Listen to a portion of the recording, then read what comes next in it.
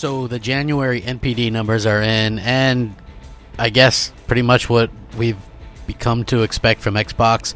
Last place, they in the NPD. So if you guys are in North America, that means the home country for Xbox. People bought more Switches and PS4s and less Xboxes. So yeah, despite the fact that the Xbox One X just came out in November, they haven't won an NPD since its launch. And despite the fact that they've continuously lowered the price and put the Xbox One S on sale, it still hasn't helped matters much either. But it's not all glum news, of course not. Microsoft may not officially reveal Xbox One unit sales anymore, but the NPD group did give a good understanding of how the console is doing. According to the research firm, Xbox One dollar and unit sales last month were better than any January since its launch.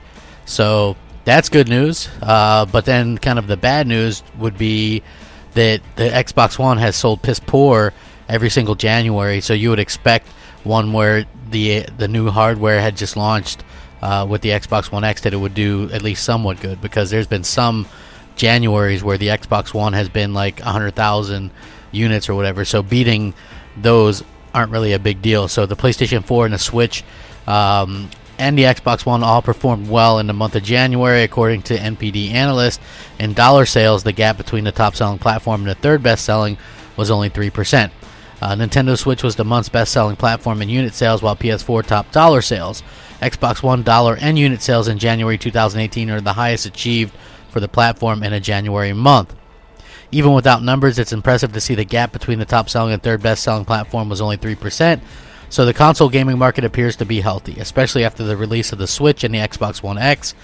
Hardware spending grew in 2018 January by 119% when compared to a year ago, $278 million. Spending gains were driven by Switch, Xbox One, and PS4 hardware sales growth. So not too shabby. Also not too shabby was the fact that PlayerUnknown Battlegrounds on the Xbox One specifically did incredibly well. Not even counting the PC, it beat a lot of other games. Just counting Xbox One sales, Monster Hunter World did beat it, but that's on multiple platforms. The fact that PUBG is only counted on the one is tremendous for Microsoft, and to see them doing pretty damn well. So yeah, overall, the top software was Monster Hunter Worlds, Dragon Ball FighterZ, Call of Duty, PlayerUnknown Battlegrounds, Grand Theft Auto 5, NBA 2K18, Mario Odyssey, Legend of Zelda Breath of the Wild, Mario Kart 8, Battlefront 2, Assassin's Creed Origins, UFC 3, Rainbow Six Siege, Splatoon 2, The Sims 4. Yeah, interesting. So, and they give no PC digital sales, so there's an asterisk under the PlayerUnknown Battlegrounds thing, and so that's no PC. And some of these have no digital sales in there as well, like Splatoon 2, Super Mario Odyssey. They have no digital sales counted, so they're really high up on there without even any of that.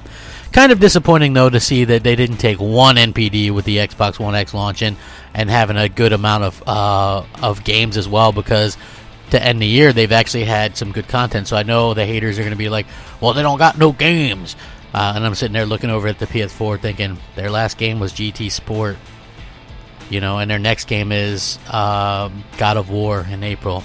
Microsoft has had quite a few good games in between this time, and still can't seem to get that big W for the NPD. Hopefully they get it soon, though. They do have some quality titles coming out this year.